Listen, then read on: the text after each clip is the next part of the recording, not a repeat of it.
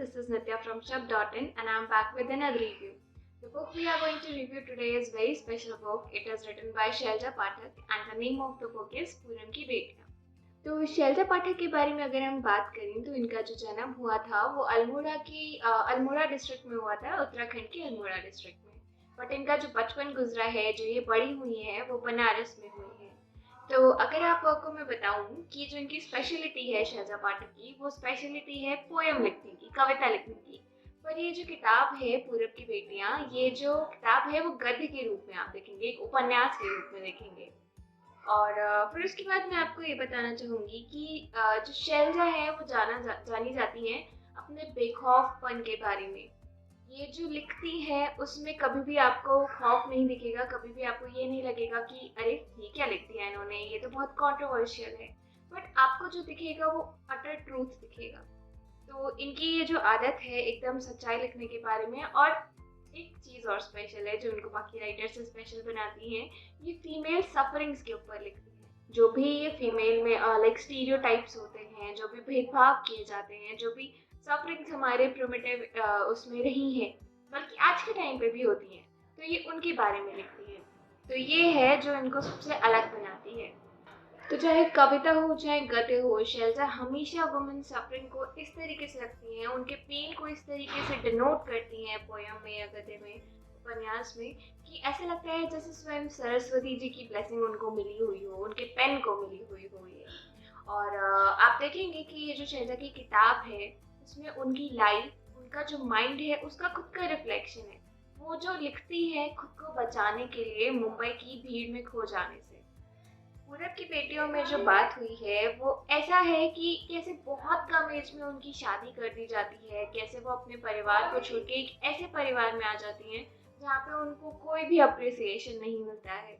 हमेशा उनको सप्रेस किया जाता है, उनको इस तरीके का फील कराया जाता है कि तुम इतना छोटे शहर की लड़की कैसे यहाँ सरवाइव कर सकती हो। तो शैलजा एक बार ये भी बोलती हैं कि जो मुंबई शहर है वो उसे कभी अपने नज़रिए से देख ही नहीं पाई है, क्योंकि उनके घर में ये बताया गया है कि तुम लोकल ट्रेन में कैसे सफ़र करोगी, तुम इतने फास्ट शहर में जहाँ इतनी अच्छी टेक्नोलॉजी है उस शहर में तुम कैसे सरवाइव कर सकती हो।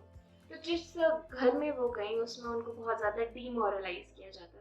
पूरब की बेटियों में आपको ये जानने को मिलेगा, ये बेसिक इसकी थीम है। उन्होंने खुद की ही लाइफ सफरिंग्स के बारे में लिखा है, जो जो उन्होंने टोटल सफ़र किया और कैसे उस सफरिंग में अकेले वो नहीं है, उनके साथ बहुत सारे और लोग भी खड़े हैं जो सफ़र कर रहे हैं उनके साथ। मैं आपको बताना चाहूँगी कि सब लोग बहुत ज़्यादा अनसपोर्टिव थे, पर फिर भी उनके पास इतने ज़्यादा अनसपोर्टिव थे, उनका खुद का परिवार भी अनसपोर्टिव था।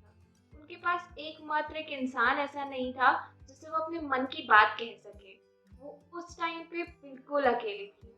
तो उस तरीके से जब कोई इंसान अकेला होता है तो उसको एक तो नर्चर कर लेता है, अदरवाइज वो उससे परेशान हो जाता है। शैलजा ने चूज़ किया कि वो अपने इस अकेलेपन को नर्चर करेंगी और इसी तरीके से उन्होंने लिखना शुरू किया।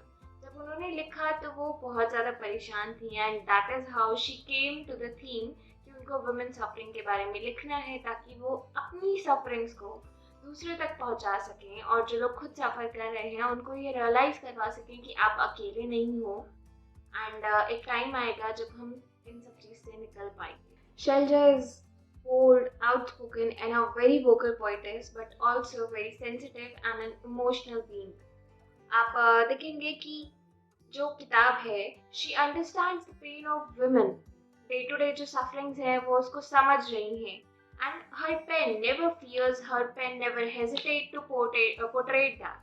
जो पेन है, उनका जो दर्द है, वो कभी उनकी सच्चाई को रोका नहीं उन्होंने। एज इट इज उन्होंने लिखा उसे। और ये बहुत बड़ी बात होती है क्योंकि आज के टाइम पे कोई भी बात नहीं करता है। हम फेमिनिज्म की बात ज़रूर करते हैं, हम उनको आगे बढ़ाने की बात ज़रूर करते हैं, बट जो ऑलरेडी सफ़र कर रहे हैं उनको कैसे हम ठीक कर सकते हैं, नोबडी टॉक्स अबाउट दैट। और बहुत सारी बार तो ऐसा भी होता है कि अगर जैसे वो पोइटेस हैं, वो लिख रहे हैं वुमेन सफरिंग के बारे में, तो उन्होंने कभी इस चीज़ से भी हिचकिचाहट नहीं करी कि उनके परिवार वाले कभी ये पढ़ेंगे तो उन्हें कैसा फील होगा। तो उस शैलजा खुद ही कहती हैं ये बात, अगर वो सच्चाई है तो उसे लिख दो ना एज इट इज़, उसको छुपाने की तो ज़रूरत है ही नहीं। तो ये बुक बिल्कुल वैसी ही है। तो जैसा मैंने अभी पहले भी बोला, शैलजा बताती हैं कि ये जो सफरिंग है उनकी, वो अकेले की नहीं है। इसमें उनकी माँ का भी बराबर का हिस्सा है, उनकी बहन का भी बराबर का हिस्सा है, और उन सारी औरतों का हिस्सा है उनकी सफरिंग में, जो कभी कुछ कह ही नहीं पाई। और शैलजा बोलती हैं एक जगह पर कि हम में जो खामियां हैं उसके लिए हमें बहुत कोसा जाता है, पर वो जो कोसा जाता है उसमें हम अकेले नहीं होते हैं। हमारी माँ हमेशा उस लपेटे में आती हैं, हमें कोसने के लपेटे में आती हैं। एंड आई थिंक कहीं ना कहीं जो सोसाइटी है वो इस फेस को समझ पाएगी। मोस्टली जो वुमेन है वो इस फेस को समझ सकती हैं। पूरब की बेटियां गद्य के रूप में प्रकाशित करने का एक सॉलिड रीजन था। सबसे पहले तो उन्होंने सोचा नहीं था कि वो ये पूरब की बेटियों के नाम से एक बुक प्रकाशित करवाएंगी, बट ऐसा था कि वो डायरी एंट्री करती थी।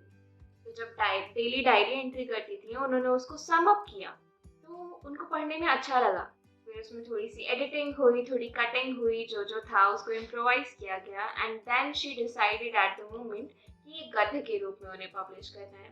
वैसे तो शैलजा की हर एक छोटी कविता में भी आपको बहुत सारी कहानियां नजर आएंगी। हर एक कविता एक कहानी कहती है। पूरब की बेटियां जो है वो एक स्पेशल उनके लिए बुक इसीलिए भी है क्योंकि इसमें जो पूरब की बेटियां हैं वो इसके थ्रू अपना जो पास्ट है उसको जीने की कोशिश करती हैं।